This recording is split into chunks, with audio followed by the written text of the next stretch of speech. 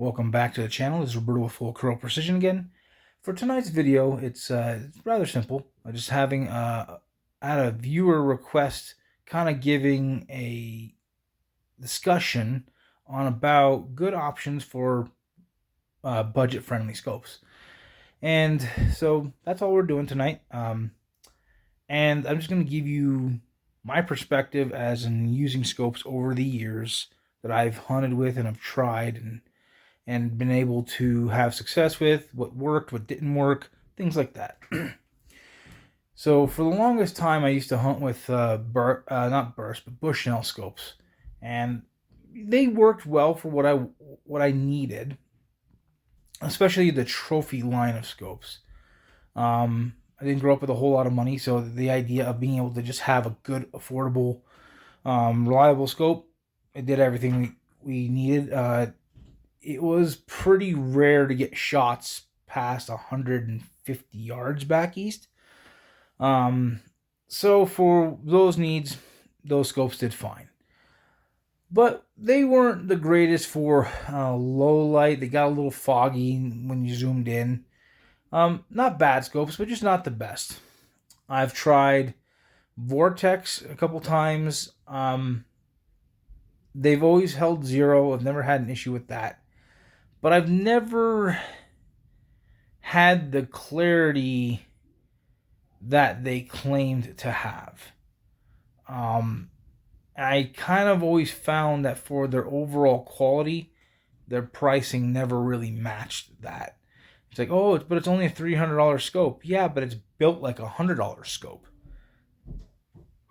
That's the way it goes. And so I'm not gonna sugarcoat that.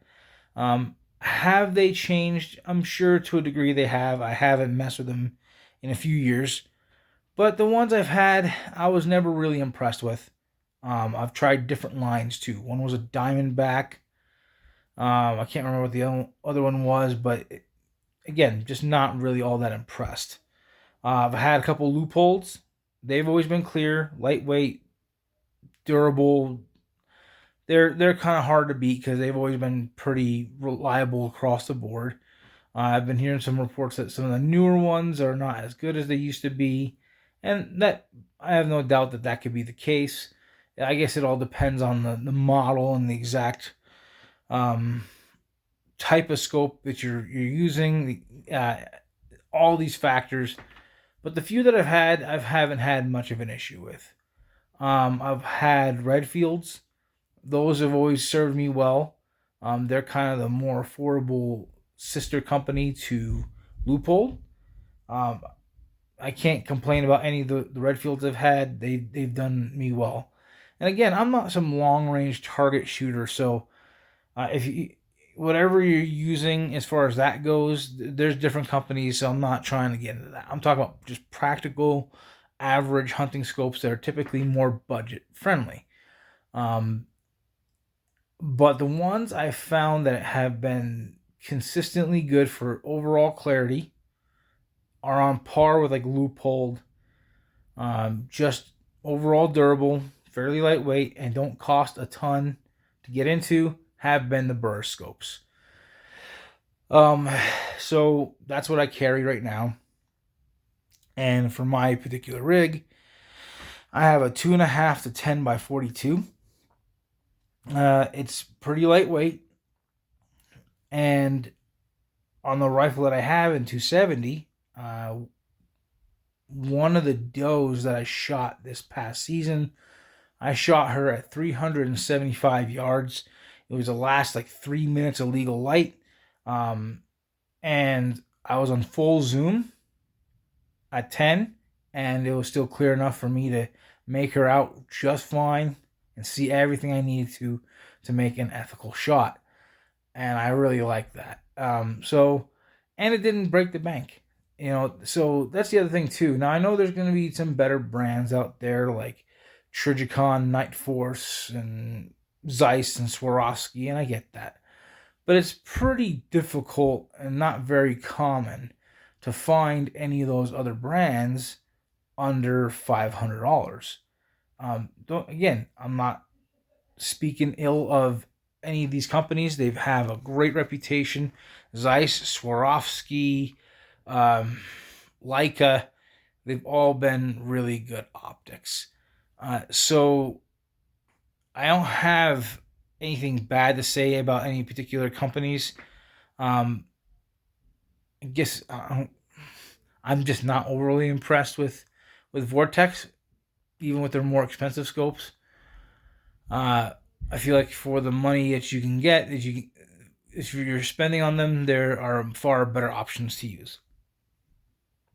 But I'm going to tell you this: if you're trying to keep an overall hunting rifle under $1,000, I'm talking about rifle, rings, and optics. There's some brands that you really want to pay attention to and kind of really delve into them.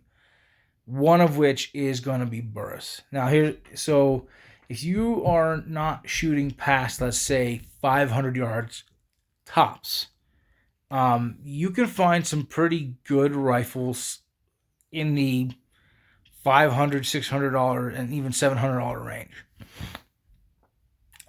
You can find sales occasionally on the Burris full fields in the $300 range. So if you have like a $500 scope, a $500 rifle and a $300 scope, that gives you a little bit of leeway for other things like rings. One of the scope ring manufacturers that I've always had really good success with has been the Monstrum. And then in particular, it's the Monstrum Deadlocks. And those are the 6-screw scope rings. I've never had them back out. They've always been easy to install.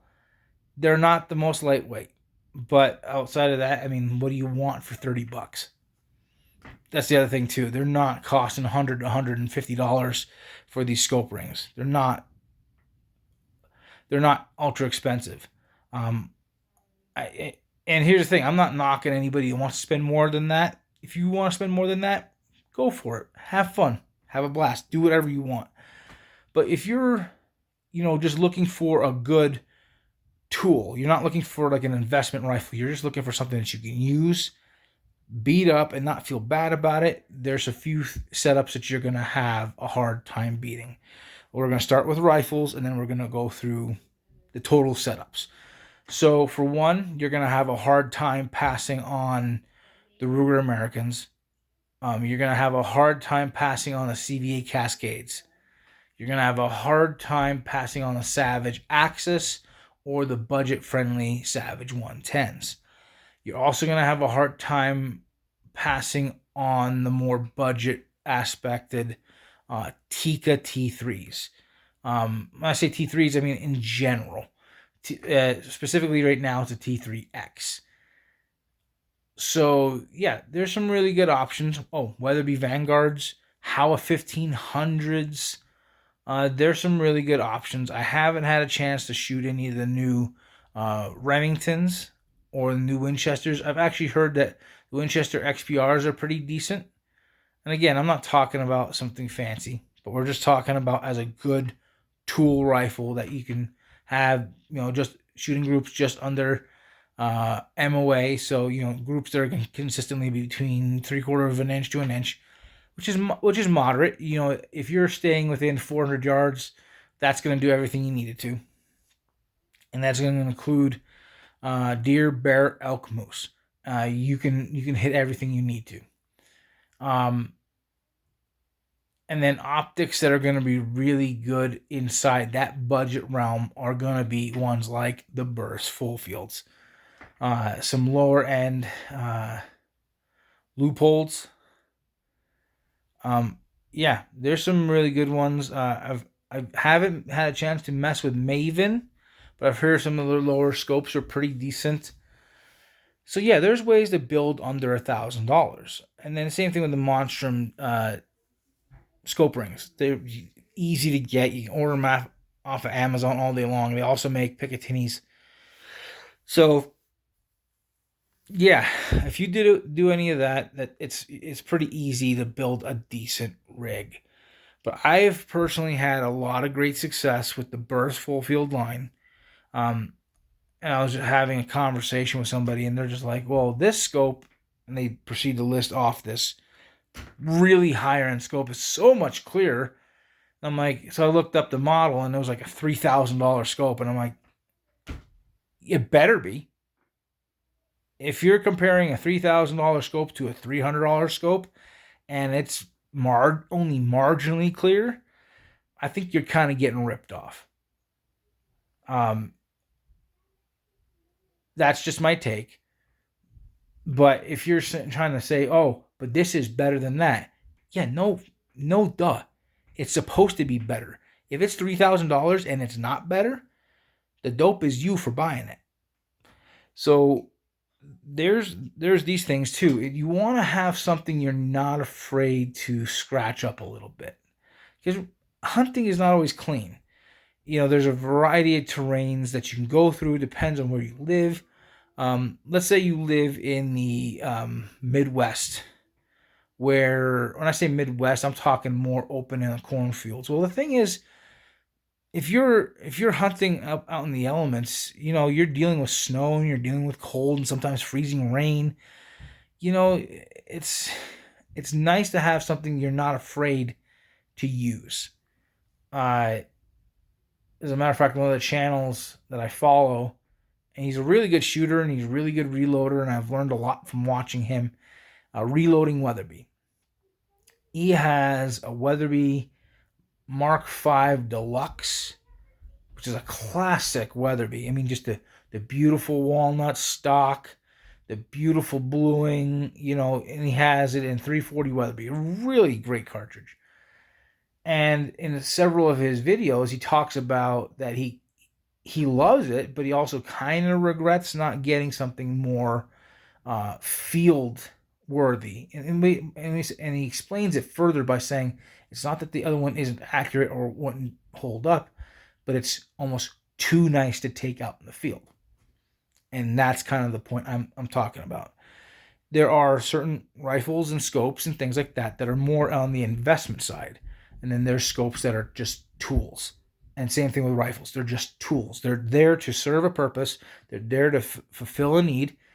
And they're not there to be fancy. You're not going to win any awards with it. But if it fills the freezer, if you're able to have a good time, shoot a deer or two, and provide some food for your family and friends, or even just for yourself, whatever the case is. And if you get a mark or two on the barrel, or there's a little surface rust, or whatever the case is, you're not fretting it. It doesn't hurt you. You bought it for a purpose. And that's kind of the overall genre I try to cover. And so if you're looking for good optics that are going to do the job, there's a few companies that do the job, do it well, and won't break the bank in the process. And you're going to get overall pretty good longevity out of them. Again, one is going to be Burris. The other is going to be Leupold. And you can get some longevity out of Vortex, but I will say this, for the same price points, buy something else. You have better options in that the likelihood of you needing to use the warranty with a Vortex is going to be considerably higher than you are with the other ones. I've had two, and I said in a previous video, I've had two Vortex scopes, and both went in for warranties. Nope, not buying a third. It's not even a temptation to even consider it. It's not even on my radar. It'll never be on the radar. If I buy two different scopes and I have of two different lines, and I have to warranty them each, you're not getting any more of my business. Period. So right now, my optics have been Burris. So one rifle I had was a Savage 110. Savage Model 16 270 WSM, and I had the Burris Full Field Predator Quest on that. And man, it was such a good scope. two of the longest shots I ever took was with that setup. One at 420 yards and the other one at 502. Great success with them. I've had several of the Burris full field E1s, and right now they switched it out, and now it's just the full fields. There's not all these sub models of full field. And so on my Bergara B14 Ridge and 270, I have the 2.5 to 10 by 42. And on my custom that I'm building, that's a 4.5. Is it 4.5? 4 to 16 by 50. So I'm looking forward to it. It's pretty lightweight. It's clear. The clicks are clean. Everything like just solid click, click, click, click. Everything works on it. So I'm happy with it. It's gonna serve me well. Leupold has a pretty good reputation. Trijicon. You can find some entry-level scopes in the Trijicon in the $400 to $600 range. It all depends on your budgets and what you're looking to do and how far you're shooting and what your particular needs are. So just remember, these are suggestions. These are ideas. I'm not telling you what to do or what to get. I'm just telling you what worked for me. So my thing is, don't be afraid to try. At the same time, don't kill yourself in the process. There's a balance. So, what I spend on my lower power Burris, like $200. My higher power Burris is still under $400. So both are pretty moderate in cost.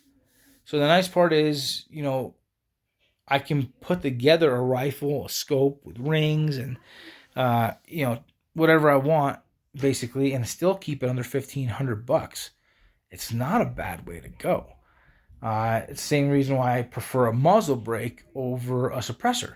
I like the idea of a suppressor. I just don't want to spend that extra money. That, for what a good suppressor costs, I could buy another rifle. So there's this whole balance that's involved.